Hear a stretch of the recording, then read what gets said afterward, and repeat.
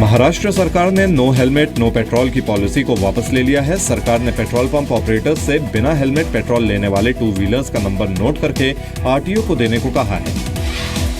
माननीय मुख्यमंत्री महोदयांनी याबाबत चर्चा करून मार्ग काढावा अशी सूचित केली।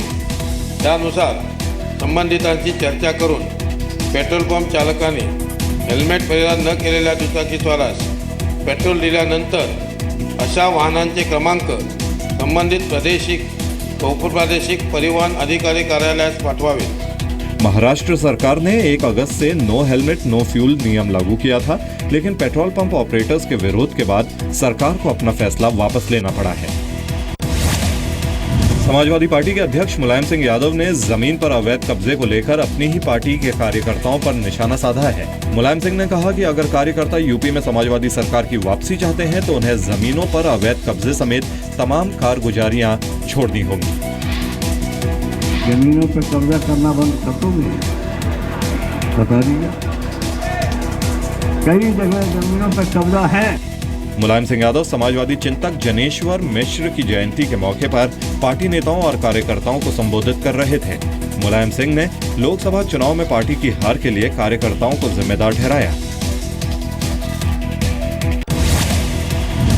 केंद्र और दिल्ली सरकार के बीच अधिकारों की जंग पर गृह मंत्रालय ने सुप्रीम कोर्ट में अर्जी दाखिल करके कहा है कि कोई भी फैसला लेने से पहले उनका पक्ष सुना जाए। गुरुवार को दिल्ली हाईकोर्ट ने फैसले में कहा था उपराज्यपाल ही दिल्ली के प्रशासनिक प्रमुख हैं।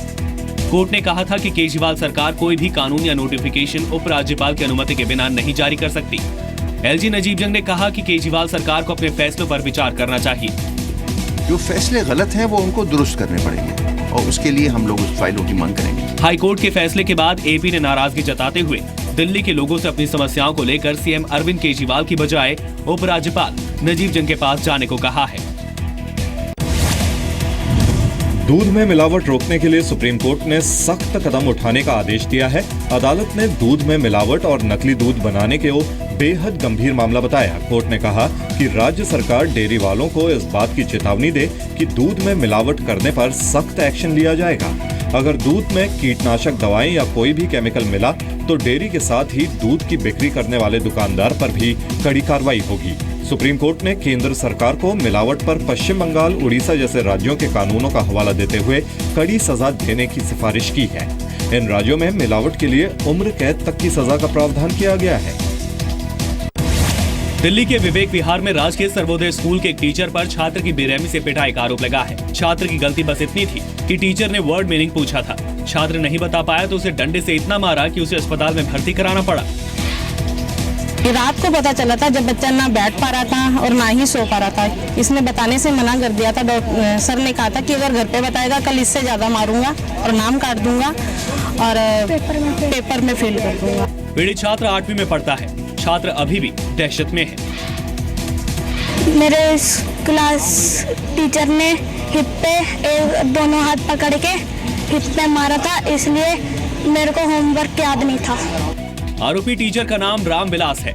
छात्र के परिवार वालों की शिकायत पर पुलिस ने टीचर के खिलाफ केस दर्ज करा लिया है। जयपुर नगर निगम की हिंगोनिया गौशाला में गायों की मौत को लेकर विवाद बढ़ता जा रहा है। हाईकोर्ट को दिए जवाब में राजस्थान सरकार ने मौत की वजह गायों का पहले से ही बीमार और कुपोषित होना बताया है। शुक्रवार को एंटी करप्शन ब्यूरो के अधिकारियों ने हिंगोनिया गौशाला की जांच की है। एसीबी अपनी रिपोर्ट 10 अगस्त को हाईकोर्ट को सौंपेगा। जो अनियमितताएं हैं उनकी हम जांच कर रहे हैं। बहुत सारी अनियमितताएं हमने पाई है, तो वो जांच रिपोर्ट के बाद में माननीय उच्च न्यायालय के अंदर 10 तारीख को जो अनियमितताएं हैं, जो पहले अनियमितताएं पाई गई थी, अभी जो अनियमितताएं उनकी पूरी जांच रिपोर्ट माननीय उच्च न्यायालय के अंदर पेश करेंगे। जयपुर की हिंगोनिया गौशाला में पिछले 2 हफ्तों में 500 से ज्यादा गायों की मौत हो जाने की खबर है। हाईकोर्ट ने इसे नगर निगम की लापरवाही बताते हुए जांच के आदेश दिए थे। जम्मू के सांबा सेक्टर के मनिहारी पोस्ट पर घुसपैठ की कोशिश का एक वीडियो सामने आया है। घुसपैठ का वीडियो 11 जुलाई की रात का है। पाकिस्तान की ओर से 4 घुसपैठिए अंधेरे का फायदा उठाकर भारतीय सीमा में घुसने की कोशिश करते दिखाई दे रहे हैं। एलओसी पर लगाए गए थर्मल कैमरे ने घुसपैठ का वीडियो रिकॉर्ड कर लिया। थर्मल कैमरे की तस्वीरों और इलेक्ट्रॉनिक सर्विलांस की मदद से बीएसएफ जवानों ने घुसपैठियों पर कार्रवाई की, लेकिन घुसपैठिए बचकर वापस पाकिस्तान की ओर भाग गए। पाकिस्तान के पेशावर की जेल में बंद भारतीय कैदी हामिद निहाल अंसारी पर हमलों को लेकर पाकिस्तान सरकार कटघरे में है। 31 साल का हामिद 2012 में फेसबुक पर दोस्त बनी लड़की से मिलने अफगानिस्तान के रास्ते पाकिस्तान पहुंच गया था। अफगानिस्तान पुलिस ने हामिद को पेशावर में कोहाट से गिरफ्तार किया था। हामिद पेशावर सेंट्रल जेल में मौत की सजा पाए एक अपराधी के साथ बंद है। पेशावर हाईकोर्ट में दाखिल हामिद के वकील काजी मोहम्मद अनवर की याचिका के मुताबिक जेल में पिछले कुछ महीनों में हामिद पर 3 बार हमला हुआ और उसे अस्पताल में भर्ती तक कराना पड़ा। अनवर की याचिका पर जेल के वार्डन पर भी हामिद पर अत्याचार का आरोप लगाया गया है। बस वो बगैर पेपर के उसे गलती हुई और उसकी सजा भी बहुत लंबी सजा उसने भुगत ली। 3.5-4 साल हो चुका है। 3 साल की उसे वहाँ के गवर्नमेंट ने सजा सुनाई थी।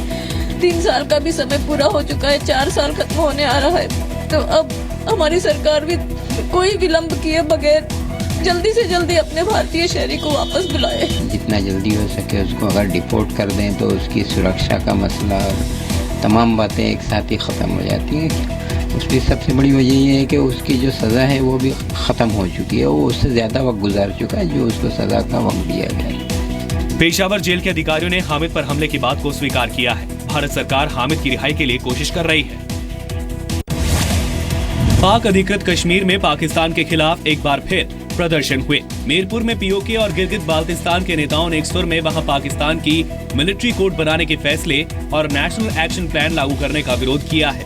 पाकिस्तान ने जनवरी 2015 में कथित तौर पर आतंकवाद के खिलाफ नेशनल एक्शन प्लान थोपा, जिसके तहत पीओके के कई नेताओं के खिलाफ मुकदमे लादे गए हैं, जबकि पाकिस्तान को पीओके में ऐसा कोई कदम उठाने का अधिकार नहीं है।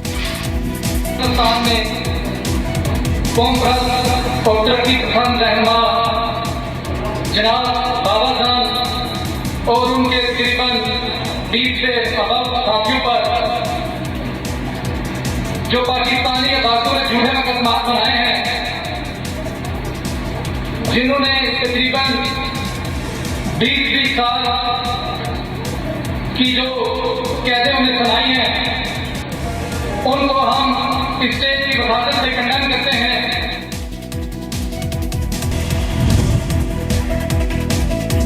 अमेरिका में 2016 वर्ल्ड ड्रोन रेसिंग चैंपियनशिप की शुरुआत हो चुकी है। न्यूयॉर्क में ड्रोन पायलट अपने अपने ड्रोन के साथ हवाई करतब दिखाते नजर आए। ड्रोन चैंपियन लीग में 10 से ज्यादा ड्रोन पायलट हिस्सा ले रहे हैं। 4 अलग अलग कैटेगरी के लिए ड्रोन पायलट्स के बीच मुकाबला होगा। ड्रोन, फ्री स्टाइल, विंग और 5T। इन 4 कैटेगरी का विजेता ड्रोन पायलट अमेरिका की ओर से 2016 वर्ल्ड ड्रोन रेसिंग चैंपियनशिप में हिस्सा लेगा। ड्रोन रेसिंग का यह अद्भुत मुकाबला इस साल अक्टूबर में हवाई द्वीप पर होगा।